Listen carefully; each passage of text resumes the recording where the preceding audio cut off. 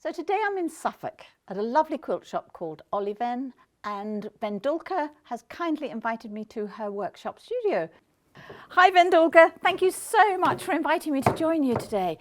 Fantastic studio you have here. Thank you. Yes, it's kind of a little bit like a textile gallery. Certainly is. Yeah. Yes, so talk me through some of what we're looking at. Yeah, so all the pieces behind us are kind of the recent work which happened over the lockdowns. Cathedral Window? Yes, so this is one of the sort of most elaborate cathedral window pieces I have ever done.